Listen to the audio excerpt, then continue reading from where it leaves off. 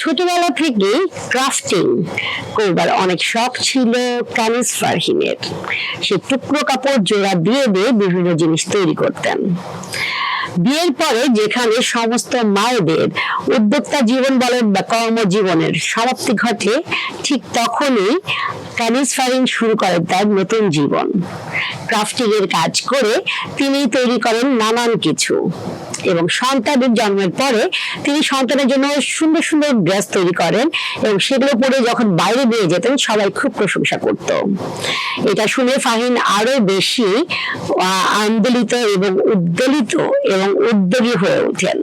তিনি এরপর শুরু করেন রাত জেগে জেগে কানের দুল, গলার মালা এবং আংটি সহ বিভিন্ন জিনিস। এরপরে সেগুলো যখন অনেক বিস্তৃত হতে থাকলো, শুরু করেন নতুন সংযোজন পার্টস। তো এরকম ভাবে কানিজের জীবন চলছিল। কানিজ এরপরে শেখার জন্য যখন চিন্তা করলো যে আমি যে উদ্যোগ নিয়েছি সেটা সম্পর্কে আরো বিস্তৃত ভাবে জানি এবং কেমন করে সেটা দেশব্যাপী ছড়ানো যায়, সেই ব্যাপারে সেই মেটার শি বিজনেসে অংশগ্রহণ করেন। সেখান থেকে প্রশিক্ষণ নিয়ে তিনি অনলাইনে তার ব্যবসার পরিধি অনেক বেশি বাড়িয়ে ফেলেন। তো একটা নারী, সাধারণ আমার মতো আপনার মতো একজন নারী, তিনি মেটার শি বিজনেসে শিখে তার উদ্যোক্তা জীবন শুরু করেছেন একদমই সাধারণ ভাবে, এবং আজকে তার পেজ এবং তার ব্যবসা পুরো দেশব্যাপী সমাদৃত। কানিজ ফারহিন আপনার আমার মতো একজন সাধারণ একজন মানুষ। তিনি কিন্তু বীজের পথ চলাকে থামাননি একবারও। তার মতে উদ্যোক্তা জীবন শুরু করবার জন্য প্রথমে দরকার প্রচন্ড সাহস।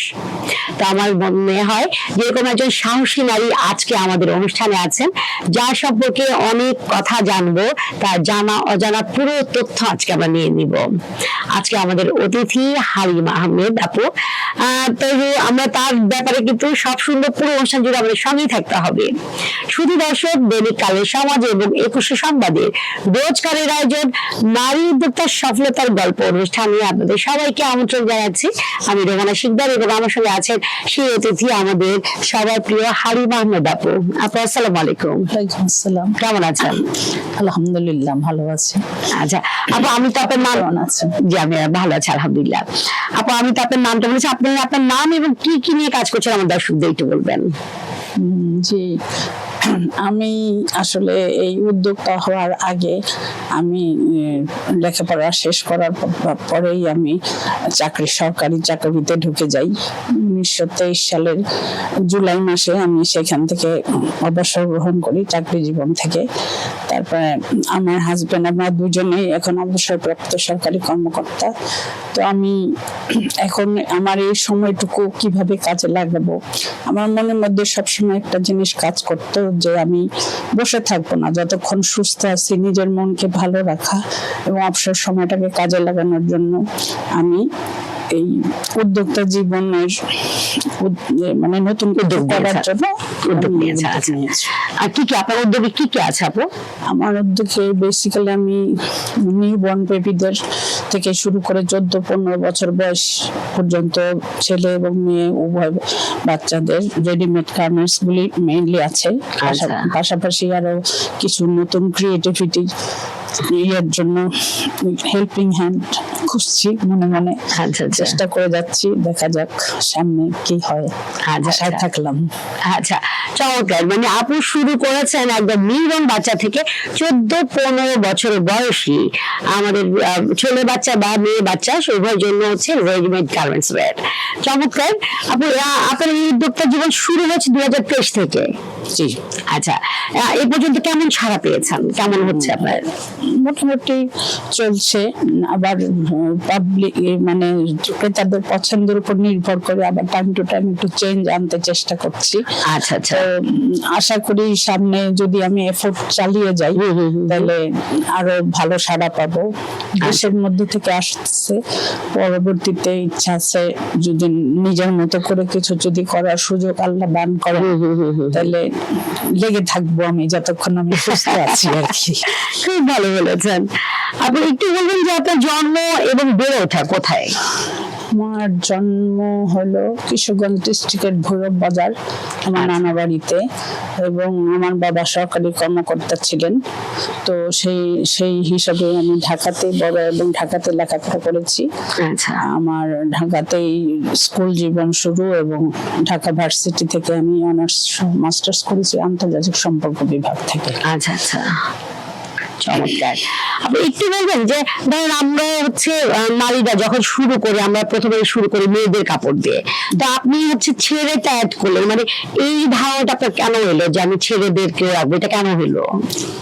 ধারণাটা আসলে তো মনে করেন যে কেউ আসলো আমাদের এখানে কাস্টমার হিসেবে, তার হয়তো একটা ছেলে প্লাস একটা ছোট বেবি থাকতে পারে, ছেলে মেয়ের পাশাপাশি। তো একই ছাদের নিচে তো আমরা আসলে অনেকজন আছি। তো সে ডাইভার্সিফিকেশন থাকলে উনি নিতে আসলে ওনার যদি চয়েস হয়, ওনার বাজেট হয়ে যায়, তাহলে উনি তো ছেলের জন্য নিবেন। চমৎকার। সেই চিন্তা থেকেই আর কি আস্তে আস্তে আমরা এটাকে স্প্রেড আউট করছি আর কি, চেষ্টা করছি স্প্রেড আউট করার জন্য আরো। এখন আমরা আসলে ফাতেমা আপুর সাথে আমি যখন রিটায়ারমেন্টের পর যখন আমি কিছু করার ইচ্ছা পোষণ করছিলাম, তো আমার পাড়াতেই আসলে ফাতেমাস ক্রিয়েশনটা। তো আমি খোঁজ করতে করতে কি করা যায় তখন ওই ওনার সাইনবোর্ডটা দেখলাম, তখন আমি ওনার পারমিশন নিয়ে ভিতরে ঢুকলাম এবং আপনার সাথে কথা বললাম। কথা বলে ওনার কথা শুনে আমি খুব ইন্সপায়ার্ড হলাম। তখন থেকেই আসলে আমি গত 1924 সালে এই সেপ্টেম্বর মাসে আমার 2 বছর পূর্ণ হবে। 2024 জি। তো তারপর থেকেই আমি আছি আপনার সাথে। আমার পেজ আছে নিজস্ব, ফ্যাশন ফিউশন। ফ্যাশন ফিউশন, সেখানে আমরা সমস্ত ছবি পেয়ে যাবো, নতুন নতুন ড্রেসের, বাচ্চাদের নিউবর্ন বাচ্চা থেকে 15 বছর বাচ্চা বয়স সমস্ত ছবি পেয়ে যাবো। জি পাবেন, কিন্তু অনলাইনের চেয়ে এখন অফলাইনের কাজটাই বেশি করছে। আচ্ছা, যেহেতু আপনার একটা আউটলেট আছে, এই কারণে আপু হচ্ছে আউটলেটে বেশি সময় দিচ্ছেন অনলাইনে, কারণ তিনি চান হচ্ছে কাস্টমারের সঙ্গে সরাসরি ডিল করতে এবং তাদের সামনে সামনাসামনি কথা বলতে। অনলাইনটা আসলে একটু দূরত্ব তৈরি করে, আপনারা আসলে কোনো দূরত্বই চান না। আপনার আউটলেটের ঠিকানাটা যদি একটু বলে দিতেন। জি অবশ্যই, আমাদের আউটলেট ফাতেমাস ক্রিয়েশন হচ্ছে 1/18 block C, Taj Mahal road, Mohammadpur. আচ্ছা, তো ওইখানেই আমার ইয়েটাও কর্নারটা ফ্যাশন এবং ফিউশন। জি, ফ্যাশন ফিউশন। ওকে, চমৎকার। নামকরণটা আসলে কে করেছিল আপনি বলবেন তো? নামটা কে রেখেছিল? নামকরণটা আসলে যে ফারান নাহিন জয়ী, আমরা চাচি ভাস্তি দুজনে মিলে সম্মিলিত পছন্দের এটা করা। বাহ, চমৎকার। আচ্ছা আপনি এবার একটু জানতে চাই যে আমাদের ধরেন আপনি কি মানে যখন এটা করছেন, এখানে তো আপনাদের কোনো প্রশিক্ষণের আসলে দরকার নেই, এটা কি প্রশিক্ষণের দরকার আছে? বা উদ্যোক্তা জীবনের জন্য এখন উদ্যোক্তা তৈরি করার বিভিন্ন কর্মশালা হচ্ছে, আপনি কি কোনো কর্মশালা করেছেন এরকম? না, এখনো করিনি। আমি একটা মেলা করেছিলাম। এই ফারান নাহিন জয়ী আমার সাথে ছিল। পরে ও একটু ডাইভার্সিফিকেশনে গেছে নিজস্ব প্রোডাক্ট তৈরির জন্য। আমি আমার মতো চালিয়ে যাচ্ছি এবং এক্সপার্ট মানে ইন্টারেস্টেড এরকম কিছু লোক খুঁজছি। যদি মনের মতো পেয়ে যাই ইনশাআল্লাহ আমি সামনে আর এক্সপানশন হবে আশা রাখি। আচ্ছা, চমৎকার। নিশ্চয়ই আপনার জন্য শুভকামনা রইল, নিশ্চয়ই আপু পেয়ে যাবেন। তো এবার একটু জানতে চাই যে আমাদের মানে ব্যাপারটা হচ্ছে যে আমাদের নারী পুরুষ নির্বিশেষে আমাদের আসলে অনেক প্রতিবন্ধকতা থাকে, সেখানে আপনার প্রতিবন্ধকতা আসলে কি ছিল এবং সেখান থেকে আপনি কেমন করে ওভারকাম করেছেন, একটু দর্শকদের দিকে বলবেন। জি, আসলে প্রতিবন্ধকতা সবসময় থাকে এবং এইখানে আমি আমার যে পরিবার, এখন আমার শ্বশুর বাড়ির যারা আছেন, আমার চাকরি জীবনে আমার শ্বশুর শাশুড়ি এবং বিশেষ করে আমার হাজবেন্ড, তার অবদান আমি সবসময় স্বীকার করব। উনি সবসময় আমাকে কোঅপারেশন করেছেন, ফিনান্সিয়ালি নয়, শুধু মানে মেন্টাল যে সাপোর্ট, মেন্টাল মোরাল সাপোর্ট উনি আমাকে সবসময় দেন। এখনো দিয়ে যাচ্ছেন, ওনার কথা হচ্ছে। এবং আমার ছেলে একটাই সন্তান, আমার বৌমা সহ অস্ট্রেলিয়াতে আছে এখন। আচ্ছা, ওরা পড়াশোনা শেষ করে, আমার বৌমা এখন মাস্টার্স করছে, আর আমার ছেলে মাস্টার্স আইটিতে করে এখন সে জব করছে সিডনিতে আইটি ইঞ্জিনিয়ার হিসেবে। আচ্ছা, আচ্ছা। তো ওরাও আমাকে ইন্সপায়ার করেছে যে মা, তুমি বসে না থেকে তোমার যেটা ভালো লাগবে তুমি কিছু করো, যাতে তোমার মনটা ভালো থাকে, তোমার টাইমটাও কাজে লাগে, আচ্ছা, তুমি আচ্ছা। সুস্থ ভালোভাবে থাকতে পারো। আচ্ছা, চমৎকার, খুবই ভালো। তার মানে আপনার হচ্ছে এই বিজনেসে আসবার পেছনে যাদের অবদান বা ইন্সপিরেশন, যাদের উৎসাহ আপনি এসেছেন, তারা হচ্ছে ভাইয়া এবং আপনার সন্তান। আমার বৌমা আচ্ছা, বৌমা। এবং আমার শ্বশুর বাড়িতে যারা আছে সবাই আমাদের কম বেশি inspire চমৎকার, করে। চমৎকার। এই বিষয়টা একদমই ভিন্ন দেখলাম। আমাদের যেখানে শ্বশুর বাড়ির লোকেরা নানান প্রতিবন্ধকতা সৃষ্টি করে, সেখানে আপুর ক্ষেত্রে তার একদমই ঘটেছে ব্যতিক্রম। তার শ্বশুর বাড়ি থেকে শুরু করে তার হাজবেন্ড এবং তার সন্তানরা তাকে খুব বেশি মেন্টালি এবং মরাল সাপোর্ট দিয়েছেন যাতে আপু কিছু করেন। এবং আরেকজনের কথা না বললেই না হবে, জি। যিনি হলেন আমার এই কর্মজীবন শুরু করার পিছনে, যেটা আমি প্রথম শুরু করেছিলাম লেখাপড়া শেষ করার পর, উনি হলেন আমার মা। জি, মাদের আসলে মারা সবসময় সন্তানের মঙ্গলই চান, মারা সবসময় চান তাদের সন্তানরা এগিয়ে যায়। সো মা, আপনাকে সালাম এবং আপনার জন্য অনেক অনেক দোয়া এবং শুভকামনা। এবং আমি একটু স্পেশালি আপুর শ্বশুর বাড়ির লোকদের, আপুর হাজবেন্ডকে এবং আপুর সন্তানদের শুভকামনা এবং শুভেচ্ছা দিতে চাই। যে আমি চাই ঘরে ঘরে আমাদের এরকম জীবন সঙ্গী থেকে শুরু করে আমাদের পারিবারিক পারিপার্শ্বিক সব দিকের লোকজন যেন আমাদের নারীদের ফেভারে থাকে, তারা যেন নারীদের একটু সহযোগিতা করে। একজন নারীকে যদি আপনি সহযোগিতার হাত বাড়িয়ে দেন, সে নারীর সফলতা নিশ্চিত। তো আমি একটু বলবো, সবাইকে অনুরোধ করবো যে নারীর হাতটা একটু টেনে ধরুন, আপনার বাকি কিছুই করতে হবে না, নারী আপনাকে সফলতার দ্বার প্রান্তে নিয়ে যাবেই। আর এবার একটু ভিন্ন দিকে চলে যায়, একদম ভিন্ন। সেটা হচ্ছে যে আমরা যখন ঘরে কাজ করি, নানান সময় কাজ করার সময় আমরা কেউ গুনগুন করে গান করি, কেউ হচ্ছে আবৃত্তি করি বা কিছু না কিছু করি। আপনি আসলে কোনটা করেন? আমি আসলে বাথরুম সিঙ্গার ছিলাম একসময় স্টুডেন্ট লাইফে। এখন গান শোনাও হয় না, সেভাবে ইয়েও হয় না। তবে এখন আবার অবসর জীবন, এখন আমি হলো টিভিতে বিভিন্ন প্রোগ্রাম দেখি। আচ্ছা। আমি একটি পলিটিক্স করি না, কিন্তু এই দেশের বর্তমান সামগ্রিক প্রেক্ষাপট এগুলো আমি এবং আমার হাজবেন্ড দুজন একসাথে বসে দেখি। বাহ, চমৎকার।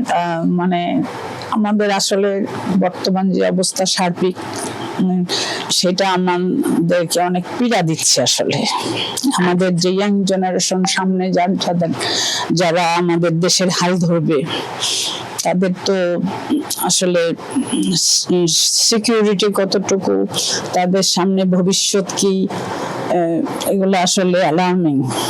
তাই সবার জন্য দোয়া থাকবে, আল্লাহ সবার মধ্যে সচেতনতা সৃষ্টি করুক।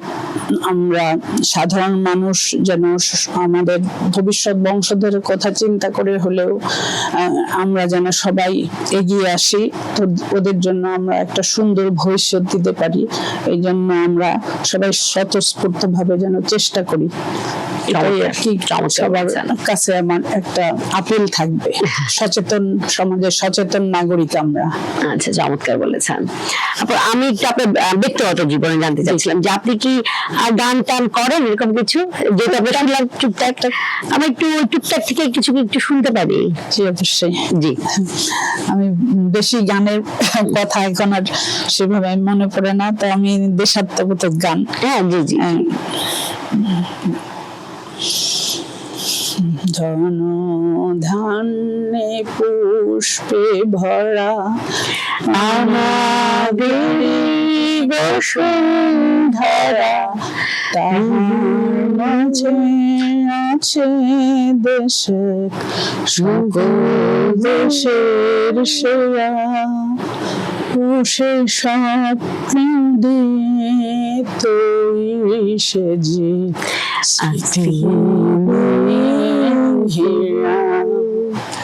এমন দেশটি কোথাও খুঁজে পাবে না তুমি, সকল দেশের রানী সেজে আমার জন্মভূমি সেজে আমার জন্মভূমি, সেজে আমার জন্মভূমি।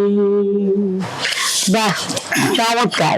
আমাদের এই গানগুলো আসলে যারা লিখেছেন মানে এত চমৎকার লিখেছেন দেশ নিয়ে, খুব ভালো লাগে। এই দেশের গান শুনলে একদম ভেতর থেকে কেমন যেন একটা ব্যাপার আসে, খুব ভালো লাগলো আপু। আবার একটু কাজের দিকে চলে আসি, সেটা হচ্ছে যে আপনার এই উদ্যোগে আপনি কি কারো কর্মসংস্থানের সুযোগ করে দিতে পেরেছেন? কারো কর্মসংস্থানের সুযোগ হ্যাঁ দিয়েছিলাম, আমার নিজের লোকই, কিন্তু ওরা পরে মানে পারিবারিক কারণে মানে কন্টিনিউ করতে পারেনি। আচ্ছা। তো যাক, এটা তার শারীরিক অসুস্থতা ছিল। আমারই এক কাজিন আর তার মেয়ে, সে ছিল মেডিকেল স্টুডেন্ট, পরে সে আসলে সময় দিতে পারেনি। তাও আমি এরকম খোঁজ করি যে যারা কিছু করতে চাচ্ছে, কাজ খুঁজছে, আমি তাদেরকে প্রোভাইড করার জন্য চেষ্টা করে যাচ্ছি। আচ্ছা আচ্ছা। আমার কাছে ভালো লাগে যদি আমি কারো কোনো কর্ম ব্যবস্থা করে দিতে পারবো, আমার কাছে নিজের কাছে আমার ভালো লাগবে। চমৎকার, খুবই ভালো লাগলো যে একজন সচেতন নাগরিক হিসেবে এবং একজন মায়াময় নারী হিসেবে আপুর একটা চাওয়া যে তিনি হচ্ছে দরিদ্র বা হচ্ছে যদি কারো উপকার করতে পারেন বা কারো যদি কর্মসংস্থানের সুযোগ করে দিতে পারেন, আপুর অনেক ভালো লাগবে। তো বিষয়টা কিন্তু খুবই আমাদেরও ভালো লাগলো এবং আমি সবাইকে অনুরোধ করবো যে যাদের সামর্থ্য আছে, যাদের দ্বারা কারো কর্মসংস্থানের সুযোগ তৈরি করে দেওয়ার সুযোগ আছে, তারা প্লিজ আপনারা হচ্ছে হাতটা বাড়িয়ে দিবেন। আমাদের দেশের সর্বস্তরে এরকম হচ্ছে দরিদ্র এবং হচ্ছে নিঃস্ব অনেক মানুষ আছেন যারা একটা কাজের জন্য প্রচন্ড ঘোরাঘুরি করছেন, কিন্তু লোকবলের অভাবে বা যোগাযোগের অভাবে হয়তো পাচ্ছেন না। আপনি এবার একটু জানতে চাই যে আপনি তো বলেছেন একটা মেলা করেছেন, তো মেলা করে আপনার কি মনে হলো, ওই অভিজ্ঞতা যদি একটু বলতেন। ওইটা আসলে জয়েন্টলি আমি এবং ফারহানাহিন জুই দুইজনে মিলে করেছিলাম। তো আমি হঠাৎ করে অসুস্থ হয়ে গেছিলাম, 2 দিনের মেলা ছিল সেটা।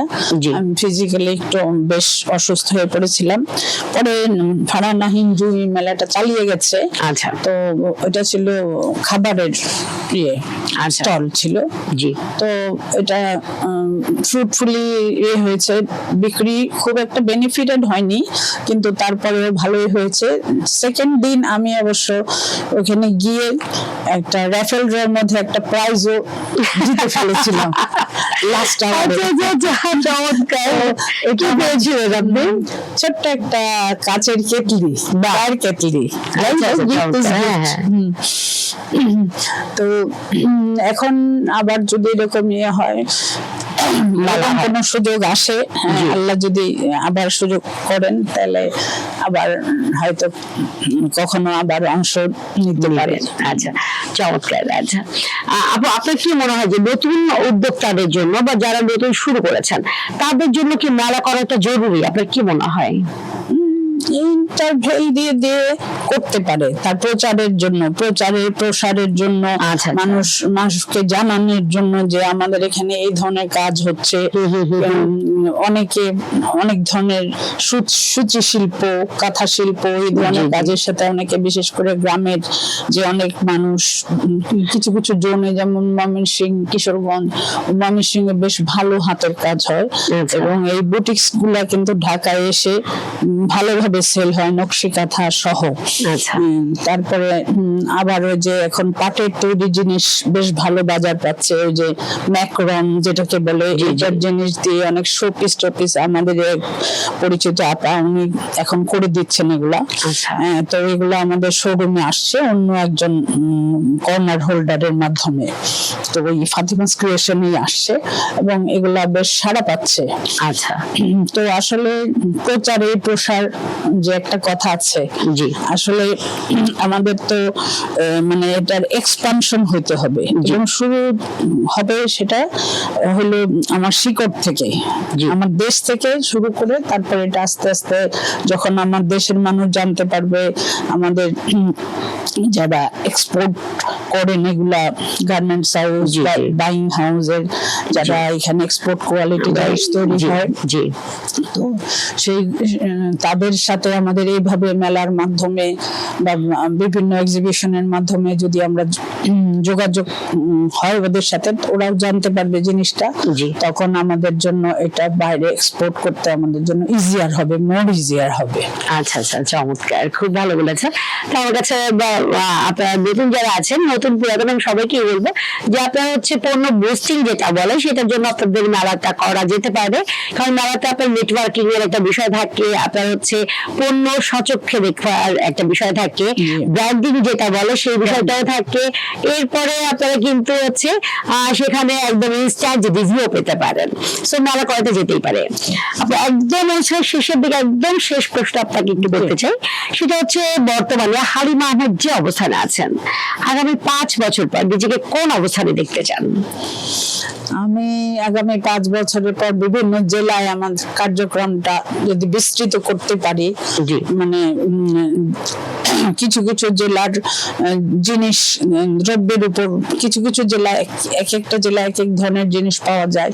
এটার মধ্যে আমরা যারা একটু মানে নিজের শখের কিছু জিনিস তৈরি করে, হাতের কাজের জিনিস তৈরি করে আমরা পোশাক শিল্পের মধ্যে নতুন নতুন আনতে পারি, আচ্ছা। এরকম নিয়ে মানে ইনোভেটিভ আইডিয়া যাদের আছে তাদেরকে আমরা যদি খুঁজে নিয়ে আমাদের ড্রাইভ দিতে হবে, আসলে আচ্ছা, জি। ড্রাইভ দিতে হবে। তো সেইভাবে ওই যে বিসিক এক সময় বেশ ভালো ইয়ে করতো, বিসিক যে অফিস ছিল ক্ষুদ্র কুটির শিল্প, একসময় বিসিক এর জিনিস অনেক ইয়ে ছিল, মানে সারা বাংলাদেশে ইয়ে ছিল, ছিল, এবং আমার প্রথম চাকরিটা হয়েছিল বিসিকে, মানে এবং সেটার পোস্টিং ছিল নারায়ণগঞ্জ জেলায়। কিন্তু আমি সেই সময় আনমারের অবস্থায় থাকায় আমার আর সেখানে যাওয়া হয়নি। আচ্ছা আচ্ছা। নারায়ণগঞ্জের 2500 ছিল ওইটা। তো যাই হোক, পরে আমি আবার সরকারি চাকরিতেই জয়েন করেছিলাম। তো এইভাবে আসলে আমরা স্পট খুঁজে নিয়ে তারপরে আমি নতুন নতুন আইডিয়াস, এটা তো আসলে একার পক্ষে লিড দেওয়া যায়, কিন্তু সাথে কিছু যদি সাপোর্টিং ভালো হ্যান্ডস থাকে, সেই হ্যান্ডসদের সাথে নিয়ে কাজ করতে আমাদের জন্য সুবিধা হয়। যেমন একটা লিডারশিপ আমরা পেলাম ফাতেমা আপার কাছে এসে। আমরা যখন দুইজন আলাদাভাবে একসাথে থাকি তখন আমরা অনেক কিছু দুইজনে মিলে, আমরা যেহেতু দুইজন ওখানে সিনিয়র মোস্ট ফাতেমা ক্রিয়েশনে, তো আমরা অনেক কিছু আলোচনা করি, এটাকে কিভাবে আরো এক্সপার্ট করা যায় সেটার জন্য চিন্তা ভাবনা করি। আমাদের পেজের কার্যক্রমকে আরো কিভাবে বাড়ানো যায়, নতুন নতুন জিনিস কিভাবে আনা যায়, আমাদের এখানে সংযোজন করা যায়, এই সমস্ত বিষয় নিয়ে কথা বলি, চেষ্টা করি। আরো যারা এই ধরনের কাজের সাথে সম্পৃক্ত হতে চান তাদের কোনো মানে সন্ধান পেলে আমরা তাদের সাথে যোগাযোগ করার চেষ্টা করি। এভাবে প্রায় 2 বছর হবে আমার, আগামী সেপ্টেম্বরে, আগামী মাসে। তো আমি চেষ্টা করে যাচ্ছি। আশা করি আপনাদের এই ফোরামের মাধ্যমে আমি আজকে পরিচিত হলাম। তো আশা করি এরকম ফোরামে আসার সুযোগ যদি আমার হয়, ইন দ্য মিন টাইম আমি আরো নতুন কিছু যদি করতে পারি, তাহলে ইনশাল্লাহ আগামীতে আরো ভালো কিছু আমার দেশের মানুষকে দেওয়ার ইচ্ছা রাখি। চমৎকার চমৎকার, খুব ভালো বলেছেন হালিমা আহমেদ আপু। তিনি খুব সুন্দর কিছু আইডিয়া দিয়েছেন যে তিনি হচ্ছে লিড দিতে পারেন, কিন্তু তার সঙ্গে যদি ভালো হেল্পিং হ্যান্ডস আরো থাকে তাহলে তিনি আরো অনেক দূর যেতে পারবেন। তাদের চিন্তা ভাবনা অনেক আছে, আমাদের দেশীয় সম্পদ দিয়ে আমাদের দেশীয় ঐতিহ্যকে বিশ্ব দরবারে তুলে ধরবার জন্য নানান প্রস্তুতি তার মধ্যে রয়েছেন। তো ইনশাল্লাহ আমরা দোয়া করব আপার সেই সমস্ত আশা যেন পূরণ হয়। যে দোয়া এবং শুভকামনা দুটোই রইল। আপা অসংখ্য ধন্যবাদ, আমাদের অনুষ্ঠানে এসেছেন, আপনার মূল্যবান সময় দিয়েছেন, ধন্যবাদ আপনাকে এবং দৈনিক কালের সমাজের যারা এই প্রচেষ্টা নিয়েছেন আমাদেরকে এই ফোরামে একত্রিত করার জন্য, আমাদের কিছু কথা বলার সুযোগ দেওয়ার জন্য আপনাদের সবাইকে ধন্যবাদ। এবং এই অনুষ্ঠানের মাধ্যমে আশা করি আরো অনেকেই আমাদের সম্পর্কে জানবেন। জি। এবং যারা আমাদের সম্পর্কে জানবেন হয়তো এরকম অনেকেই আমাদের সাথে হয়তো যোগাযোগ করবেন এই আশা রাখছি। শুধু দর্শক, দৈনিককালের সমাজ এবং 21শে সংবাদে রোজকারের আয়োজন নারী উদ্যোক্তার সফলতার গল্পের আজকের এই পর্বটি। হালিমা, আমাদের এই পর্বটি আপনাদের কেমন লাগলো? আপনাদের মূল্যবান মতামত দিতে একদমই ভুল করবেন না। আর আপনারা যারা এই অনুষ্ঠানে আসতে চান, আপনারা কিন্তু আমাদের সরাসরি ইনবক্স করতে পারেন, অথবা স্ক্রলে একটা হোয়াটসঅ্যাপ নাম্বার যাচ্ছে, সেখানেও নক দিতে পারেন। আজকে এই পর্যন্ত। সবাই সুস্থ থাকুন, ভালো থাকুন, আমাদের সঙ্গেই থাকুন। আল্লাহ হাফেজ, আসসালামু আলাইকুম, শুভ বিকেল।